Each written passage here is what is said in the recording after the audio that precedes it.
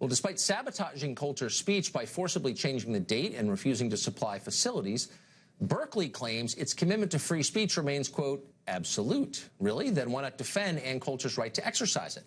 Aaron Hanlon is an assistant professor at Colby College in Maine. He just wrote a piece for the New Republic saying that colleges have a right to make what he calls value judgments by blocking speakers they disagree with. Professor Hanlon joins us tonight. Professor, thanks for coming on. Thanks very much for having me, Tucker. So pardon my surprise that a liberal arts professor would be defending squelching free speech. I read your piece in the New Republic. Outline for us quickly, if you would, your justification for not allowing people you disagree with to speak on college campuses. Sure. So I'm actually personally very speech permissive. I would say I'm very pro-speech, almost absolutist on speech.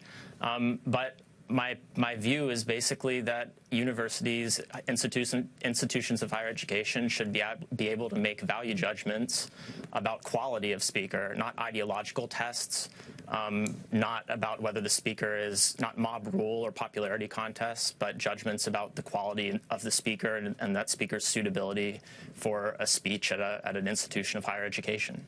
Okay, so free speech, and it has been defined pretty precisely by the Supreme Court, is not curtailed by other people's views of it. In other words, you have an absolute right to say what you think, to deliver your political opinions in public. And the truth, as you know, is that colleges abridge that freedom of speech on the basis of political preference. They don't like people for their views, for their conservative views, and so they prevent them from speaking. Why would you defend that? I wouldn't, in fact, and that's not the argument. The argument is not that there should be a test based on the political views of the speaker. The argument is that there should be a consideration of the relative quality of the speaker and the suitability of the speaker for the educational mission of an institution of higher education. Okay, so those are so subjective, those terms, that they allow a college to stop speech they disagree with, which is, of course, exactly what happens. I can't think of an occasion in the life of Colby College, for example, when conservative students have stopped a liberal speaker. It's always the other way around. So what are the criteria? Why is Ann Coulter, for example, who's raising big public policy issues, immigration, why is she not suitable? Well, a couple of points on this. One is that if you look at, it's a wonderful service by the Foundation for Individual Rights in Education. FIRE provides a database of disinvited speakers or disinvitation attempts. And if you look at that, you'll see that it's actually not always from the left that the disinvitation or no platforming happens. So I want to just correct that. But the thing is, the fact of the matter is... Can you name a single example where a speaker has been physically prevented from speaking by conservative students? I know basically that Barack Obama and Alice Walker have been sort of denied, or at least attempted. They were not stopped from speaking. Nobody put their bodyguards in the hospital. Nobody threw rocks against the building or pounded on the windows. Conservative students have not, that I'm aware of, and I would denounce it immediately if they did, stopped any speaker, and yet you see it on the left, and yet your piece doesn't say one word about that. I wonder why. Well, I actually am pretty explicit in that piece and in other pieces about my opposition to any kind of violent or disruptive protest of any speaker of any ideological persuasion. Right, so okay. I wouldn't defend any of that type of action. And at Berkeley, of course, the conflict is not just left-wing radicals being violent. It's also right-wing radicals putting on body armor and coming there for a fight as well.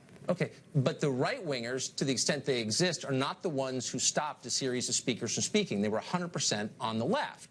And you don't mention that in your piece, and you don't suggest any punishment for those people. If you're a near free speech absolutist, as you claim you are, what should happen to people who prevent someone from expressing his or her political views?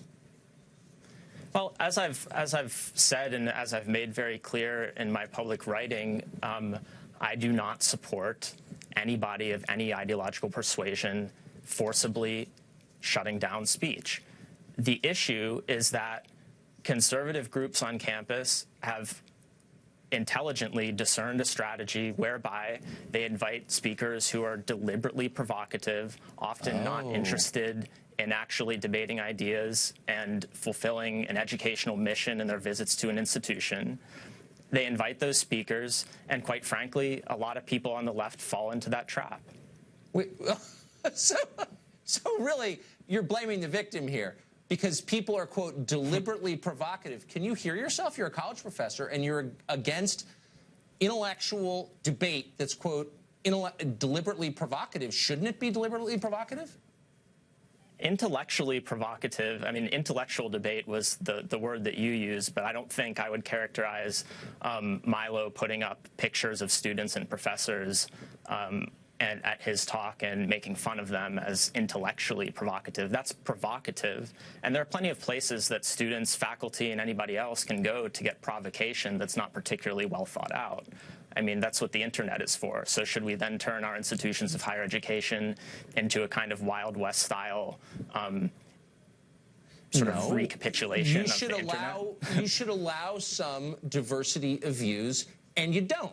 And so you're saying basically these people's views aren't worthy of hearing. We're editing them out. Why not burn their books? Why is it different, what you're suggesting? No, it's a serious question. Because you can read their books. No, I take the question seriously. I mean, the point is that a college has a mission that extends beyond simply provoking students with whatever material is out there. There's no ban on students reading Ann Coulter's books. But there's a ban there's no ban on students getting involved in any kind of politics. There's a ban on hearing Ann Coulter on campus. And colleges, as you know, blame the speaker for inciting the violence of others who disagree. And I guess my question, as someone who says he supports free speech, where is the punishment for the people who are prohibiting the exercise of free speech? Why aren't you mad at them? You seem to be blaming the people who dare to have ideas you don't agree with. Oh, I mean, I'm of course mad at people who are shutting down speech forcibly, right? What should happen to them? I think that should they be expelled? I'm not really in the. It's not my interest in adjudicating punishment to these people. Why not? In other words, because it's not my role. I mean, I don't do that. I'm not a disciplinarian. You just wrote a piece making apologies for people who shut down free speech, trying to create an intellectual framework to justify fascism in effect. And now you're saying I can't comment on that? It's a really simple question. If a student prevents a speaker from speaking, what should happen to the student? It's a question that's beside the point of the argument, which is that colleges should be able to have standards for the speakers that they bring. Yeah. Boy, liberals used to defend free speech absolutely. Thanks, Professor.